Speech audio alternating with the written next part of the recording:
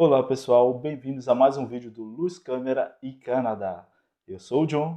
Eu sou a Tati e no vídeo de hoje nós vamos estar respondendo algumas perguntas que recebemos em nossas redes sociais. Então nós separamos 5 perguntas que no vídeo de hoje nós vamos estar respondendo para vocês. Durante esse vídeo, quando estivermos respondendo as perguntas, você pode deixar a sua nova pergunta, que de repente ela já pode estar no próximo vídeo aqui desse compilado de perguntas que vamos começar a responder. A nossa primeira pergunta é sobre as escolas públicas no Canadá, se elas são boas ou não. Bom, nós temos as nossas experiências aqui do Quebec. E o ser bom ou ruim é muito relativo. Eu considero as escolas aqui públicas boas. Tem gente que acha que não é lá essas coisas, né? Por ser um país de primeiro mundo. Mas se a gente for comparar se nós formos comparar o ensino público no Brasil com o ensino público no Canadá, eu acredito que as escolas São elas são boas. boas. O que acontece, né, é que a diferença é que, por exemplo, se você está no Brasil e tem uma condição de vida assim elevada, né, que você consegue pagar escolas extremamente caras, particulares, assim, que são escolas de alto nível, recomendadas, 5 estrelas e etc., essas coisas todas, você vai chegar aqui no Canadá e você vai se deparar com um ensino meio que equiparado, né, que eles se equiparem, porque as escolas públicas aqui, a diferença entre as particulares e públicas é que nas escolas particulares você tem um pouco mais de exigência dos alunos, né? Porque nas escolas públicas nós já ouvimos relatos em que se o aluno ele fala que ele não quer fazer ou que ele não está bem, os professores deixam quieto, né? Eles tipo, não vão dizer, não tem exercício para casa, não tem. Em determinados momentos eu achei isso ruim, mas isso depende muito do professor, né? Vai depender da dinâmica do professor com a turma, na verdade. Vai depender muito da escola também. Aqui existe um ranking das escolas, de notas que vão de 6 até 10, que você também pode verificar, pode estar analisando antes de escolher qual escola que você vai pôr o seu filho. Mas, assim, a princípio, vamos dar a nossa experiência, né? A gente não visou muito isso para a Esther.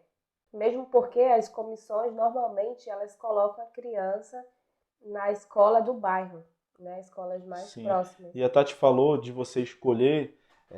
Você precisa também, quando for escolher, se quiser escolher uma escola, você precisa também analisar onde você vai morar, porque, por exemplo, né, esse é um ponto importante, né? A Tati falou das comissões escolares, então você só vai poder colocar o seu filho em determinada escola se você morar, isso se a escola for pública, né? Sim. Se a escola for pública, se você morar na região ali, né? No Brasil é CEP, aqui é código postal também, código postal É. no Brasil.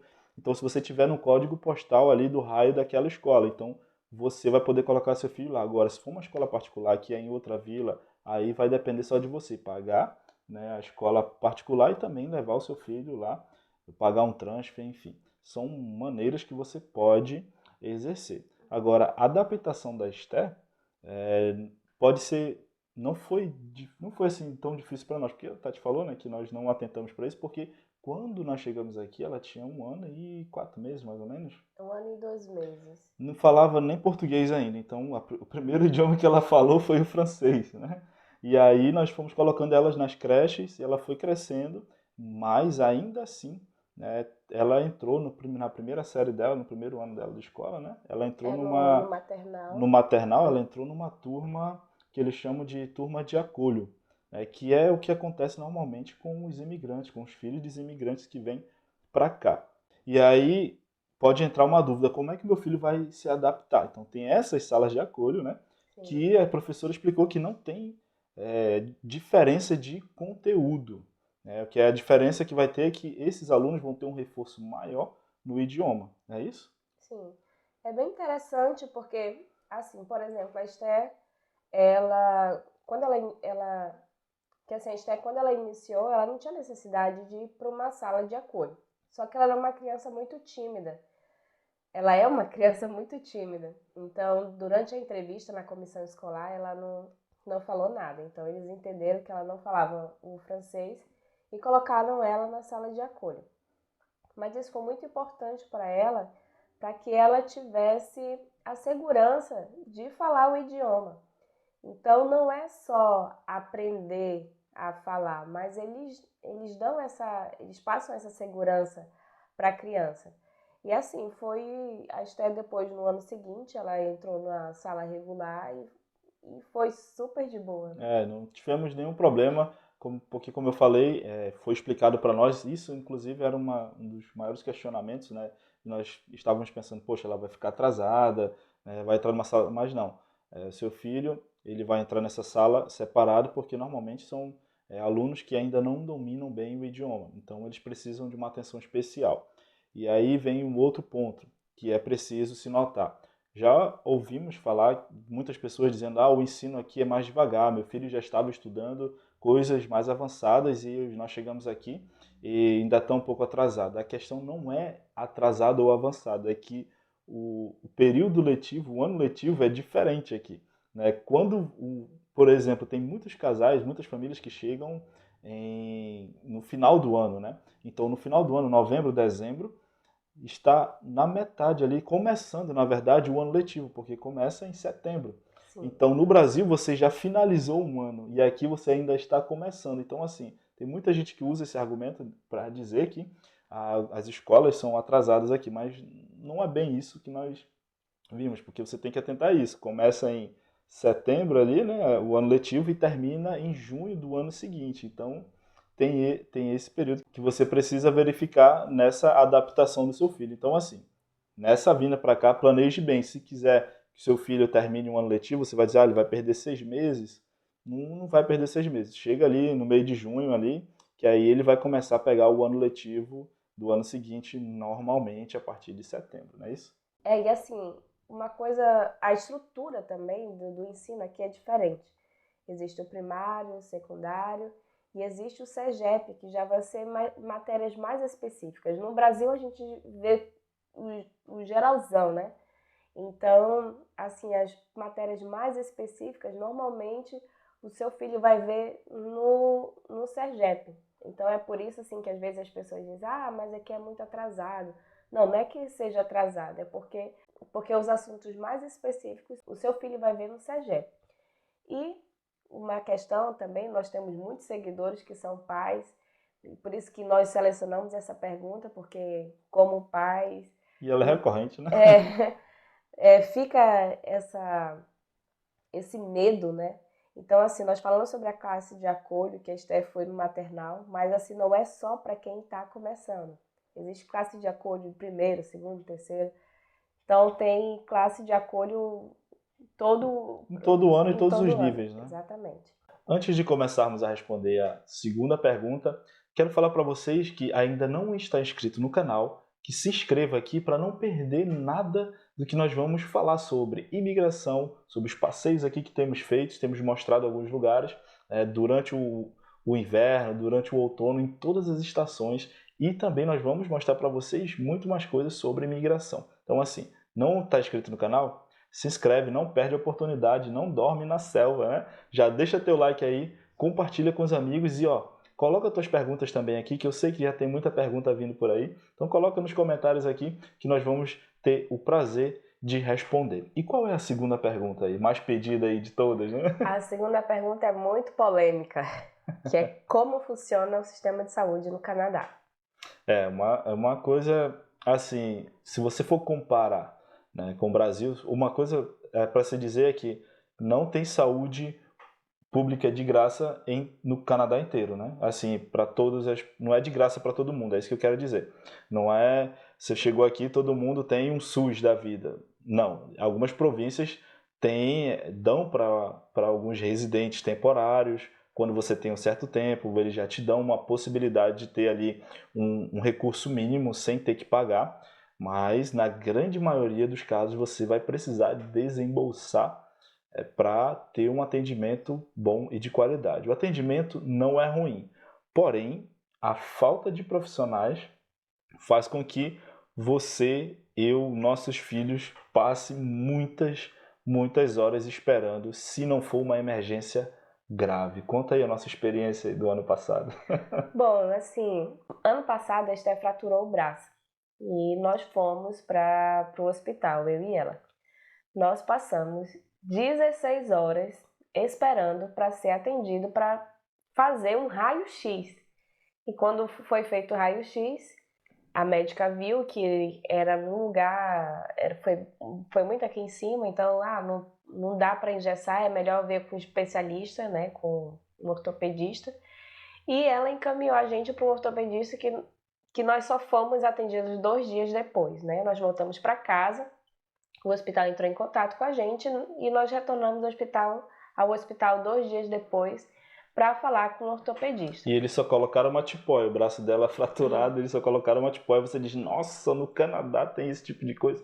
Pois é, você reclama do SUS aí. Só que não é completamente ruim o sistema, né? Como nós falamos, você precisa ser uma urgência mesmo, sabe? Daquelas bem graves para você ser atendido. Agora, exames periódicos, né, que nós brasileiros temos costume de fazer e fazemos toda hora, porque tem muita gente que vive no médico, né? Eu não sou desse tipo, também nem gosto muito, mas tem gente que faz exames periódicos, né? Agora, aqui, medicina preventiva aqui, gente, não, você vai com o seu médico, né, pedir para fazer exame de sangue, médico, por quê? Você está doente? O próprio médico vai te dizer isso. Então, assim, de todas as coisas aqui do Canadá, eu vou assegurar para vocês que a saúde foi uma das coisas que eu acho que, na verdade, é a única que me decepcionou bastante. Né? Eu esperava muito mais do sistema de saúde aqui no Canadá e é bem complicado, inclusive, para você conseguir uma consulta. Existem médicos de família, sorte de quem tem médico de família, né? É uma fila longa para você conseguir. Você entra numa lista de espera que pode durar anos. E aí aquele médico, toda vez que você tem algum problema, você pode ir direto lá com ele já vai ter todo o teu histórico e ele pode te encaminhar para algum especialista, porque aqui, ao contrário do Brasil, eu quero ir num cardiologista. Aqui você não vai num cardiologista sem você ter uma prescrição de que você precisa ir no cardiologista. E normalmente quem te dá isso é teu médico de família.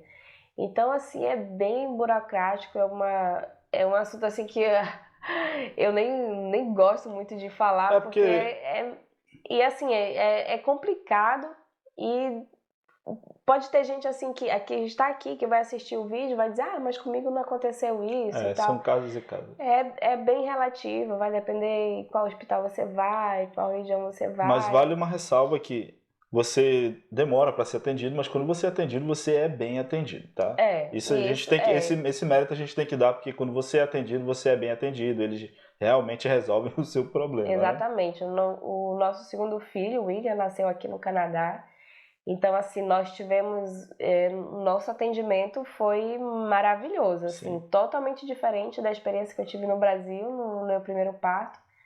Mas o suporte que eles dão aqui, o apoio de estar indo toda hora lá no quarto, acompanhando, saber se você está bem. Houve momentos que tinha 5 médicos, sem contar enfermeiros, 5 médicos no quarto. Foi por uma ocasião assim também um pouco particular, né? Porque o meu parto não foi tão fácil, mas assim, o suporte foi muito bom. Foi muito bom mesmo de você ter eles estarem lá te acompanhando, você tá sentindo muita dor, você quer isso para melhorar a tua dor. Pra então aliviar, assim foi, né? E às vezes de 15 em 15 minutos, as enfermeiras estavam lá, às vezes de meia em meia hora, então assim, dependendo do momento, se tivesse muita gente ou não no hospital, elas estavam sempre lá. Orientaram o John a fazer massagem em mim, deram massagem em mim também, então assim, o suporte foi muito bom. Foi muito bom, e hoje nós temos médico de família graças à região que nós moramos e ao nascimento do nosso filho, porque senão nós estaríamos numa fila de espera ainda. Então assim, o que aconteceu? O nosso filho já é canadense, né? Já nasceu aqui, então é canadense, e aí ele já teve o direito automático ali na clínica com a médica que a Tati fazia pré-natal, né? Então, como falei, o William já nasceu aqui, e aí como a médica ela estava fazendo o pré-natal da Tati, fez todo o acompanhamento, ela automaticamente ia pegar ele, porque ela que fez fez todo o acompanhamento, e aí ela perguntou se nós tínhamos médico de família. Nós falamos que não. Aí ela falou o seguinte: olha, não tenho vaga ainda, não consigo assegurar para a família inteira, porém eu vou colocar vocês aqui na lista de espera. Só que a lista de espera não durou nem um mês, né? Porque É. ela já marcou uma consulta com a Esté, com a Tati, na verdade. Aí depois ela marcou uma consulta comigo e com a Esté, que era uma consulta de avaliação. E aí não durou nem um mês e nós já estávamos com o nosso médico de família. Só que nós sabemos que existem outras famílias que já estão aqui há muitos anos e não conseguiram ainda. Como nós falamos, depende do lugar que você mora e da quantidade de médicos que tem ali naquela região disponível para a quantidade de família. Então é bem complicado você ter um médico específico assim para a família, né? E aí, tá gostando do vídeo? Deixa aqui os comentários. Se você tem mais alguma dúvida aqui no Canadá, deixa aqui sua pergunta, que nós podemos fazer um vídeo futuramente com ela. E se você não é inscrito no canal, se inscreve no canal, nos acompanha no Instagram também, para não perder nenhum conteúdo. Então qual é a próxima pergunta? A próxima pergunta é se é difícil tirar a carteira de habilitação. E aí, é fácil ou é difícil? Bom, eu achei fácil. Nós que somos brasileiros, nós não precisamos fazer autoescola aqui. Então, só com a nossa habilitação, e se você tem a sua permissão, que não seja de turista e é válida por mais de 6 meses, você pode ir em algum posto lá que é o SAAC e pedir a sua habilitação. Você Tá? vai pagar um valor equivalente, né, para fazer as provas teóricas. São 3 provas, né? Eles dividem em 3 partes a prova teórica, que é sobre Legislação, o mesmo esquema legislação, do Brasil, né? isso, legislação, Só que eles têm a questão de placa, né? Eles têm umas pegadinhas. Só para dizer para vocês, não é difícil, só que eu reprovei 3 vezes, né? É sério, não é difícil, só que falta de atenção, assim. Se você não estudou, como eu fiz na primeira vez, só me inscrevi e fui fazer. Eu acertei, eu errei, faltou uma questão para passar, né? E aí foi questão de não ir pelo óbvio, né? Eu disse, não, isso aqui é muito óbvio, não vou marcar isso aqui, porque eu tava no chutômetro, né? Fui no chutômetro, então. Mas aí na segunda e na terceira vez eu já estava mais estudado, já tinha estudado, eles têm até um livro, né, que eles dão. E aí você não precisa fazer curso de direção se você já tem uma carteira do Brasil. sim, o que é interessante, por exemplo, a prova teórica são, como nós falamos, são 3 provas, né? Então, por exemplo, se você passou em 2 e não passou na terceira, da próxima vez que você for fazer a prova, você não vai precisar fazer as 3. Você vai fazer a que Pas- reprovou, né? é, você só vai fazer aquela que você reprovou. E depois disso é a prova prática, né? E uma coisa que é bom falar para vocês aqui, existe a possibilidade de você, se você está em Montreal, você não fazer a sua prova de direção em Montreal. Até porque, por conta da sinalização, tem muitos carros passando, e aí pode ser que você tenha certos problemas. Nós fizemos fora de Montreal, eu nem lembro o nome da vila onde que nós Foi em fomos. Chambly. Chambly, eu acho, se eu não estou enganado. E só para vocês terem uma ideia, aqui eles têm uma coisa de nós no Brasil, eu vou falar quando eu vou olhar no retrovisor, eu não viro minha cabeça completamente para o ombro assim. Eu olho no retrovisor para o lado, eu só olho assim, viro o olho assim um pouquinho a cabeça e olho para o lado. Aqui você tem que olhar para Pro trás, para o retrovisor e retrovisor e para olhar, trás, virar a cabeça virar a assim. cabeça mesmo, para os dois lados. Mesmo se você está do lado do motorista aqui, você não vai só olhar, você tem que olhar para trás. Então eu não fazia esses ângulos direito na prova de direção. E quando terminou a prova, a, a pessoa que estava me avaliando, ela disse, olha, você dirige bem, você só tem um problema que você não faz o ângulo. Ela disse, se fosse alguém mais rigoroso, eu teria te reprovado. Ela disse, mas eu vou te dar, eu vou te passar. Ela falou, eu vou te passar, porque você dirige bem. O seu problema é só que você não faz o ângulo. Então, assim, já fica a dica para vocês. Vai tirar a carteira de habilitação aqui, faz o ângulo total, olha para trás mesmo, para na esquina, olha para os dois lados, né? Gente, tem que fazer direito, senão você reprova. Tem que fazer. E quando eu fui fazer a minha, tinha essa questão aí de fazer o ângulo. Nossa, eu tava tão nervosa, eu só virava a minha cabeça bem assim. Só fazia assim. igual um robozinho. Mas tem que fazer, é procedimento. Então, assim, É, se você não está seguro, né? Pede para fazer uma aula antes, né? Procura uma autoescola para fazer uma aula, para você ter essas dicas aí, se você não tem essa segurança. Então, assim, não é difícil de fazer, tem alguns pequenos questionamentos, assim, pequenas diferenças, mas a grande diferença é o idioma, né? Que você vai ter que fazer, não tem a opção de fazer a prova em em português. português, então você não vai ter essa opção aqui. Eu acho que em Toronto tem, né? Lembra que um amigo nosso falou que tinha essa opção? É, tem Não alguns sei. lugares que tem. Eu acho que até aqui no Quebec, aqui no Não, tem Montreal, a gente. espanhol, acho que tem espanhol, mas português não tem. Bom, por via das dúvidas, aprende o inglês e o francês, porque para te não passar perrengue, tá? Mas eu acho que tem em Toronto, eu acho que tem português, se aqui se tiver, em espanhol no máximo. Mas aprende o inglês e o francês que vai ser melhor para ti, né? É. Qual é a próxima pergunta da nossa lista? A próxima pergunta é bem fácil de responder, né? Qual o valor dos aluguéis no Canadá?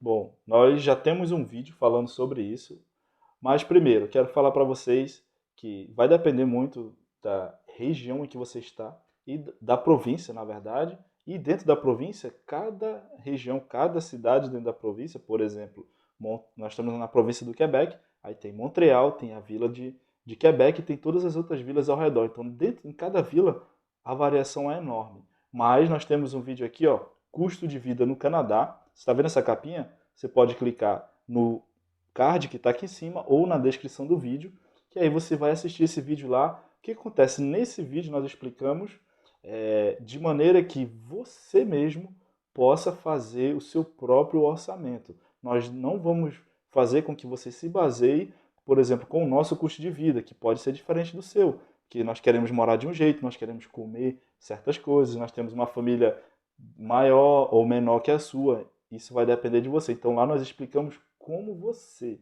pode fazer esse cálculo você mesmo no seu plano Canadá. Então clica aqui, ó, esse vídeo está sensacional. As informações que nós deixamos lá são muito boas, vocês vão realmente gostar. Esse é. E a próxima e última pergunta é sobre como funcionam as academias aqui no Canadá. Bom, as academias no Canadá são muito boas, existem várias franquias que têm pacotes excelentes, né? Inclusive são muito boas, eu gostei. Eu que mais usei aqui, né? Na verdade, ele é o único que É o único que usei eu, não, aqui. eu nunca fui para uma academia aqui. E assim, a diferença que eu vi é que não tem instrutores ali de graça para você. Se você quer alguém para te ajudar no treino, você tem que pagar um personal trainer. Não é errado, só que no Brasil existe muita gente, ou é, muita gente que está ali, né? Tem o profissional da educação física, que às vezes está em formação, não terminou ainda, que é contratado pela academia para te ajudar ali no treino, te mostrar, fazer um movimento ou outro, te ensinar, por exemplo, se você nunca foi para uma academia, para te dar pelo menos o básico ali.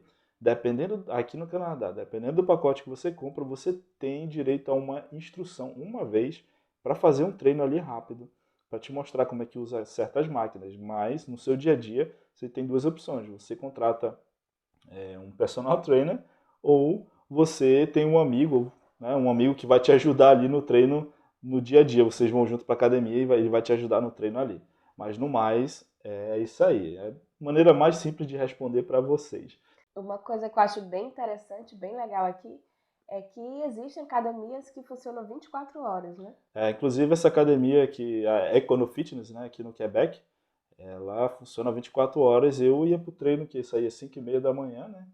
E treinava, chegava lá e já tinha gente treinando. Talvez as pessoas já estivessem lá 4 horas, 3 horas da manhã já estavam lá, né? Os amigos até falavam que eu treinava com os velhinhos, né? Que só o velho que treina 5 horas da manhã. Mas era o horário que eu tinha para treinar. E 24 horas. Chegou lá. O que acontece é que eles têm também, né? Um cardzinho, aí você diz, mas fica aberta a porta? Não, eles têm um card, não fica ninguém na recepção. Não, ninguém na recepção. Você tem um card, eles te dão um card quando você faz a inscrição. E aí você chega lá, a porta tá trancada, você passa o card, ela abre a porta, destranca e você entra. Mas não tem ninguém na recepção para te ajudar. Os horários de funcionamento é normal durante o dia, de 8 da manhã às 6, 7 da noite ali, porque não é igual no Brasil, que A recepção, todo mundo ali da academia, ali, os instrutores ficam até fechar a academia. A não ser que você tenha o personal, como nós falamos, aí ele vai estar ali contigo, se tu marcou um horário com ele. Né? Mas se não, é só você, chega lá, treina, depois sai. Enfim, não tem roubo, não tem nada.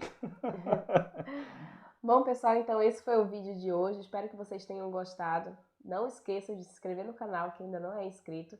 E deixa um comentário aqui o que você achou do vídeo. E se você tem mais alguma dúvida de como é que funciona alguma coisa aqui no Canadá. Bom, gente, até o próximo vídeo. Tchau. Tchau!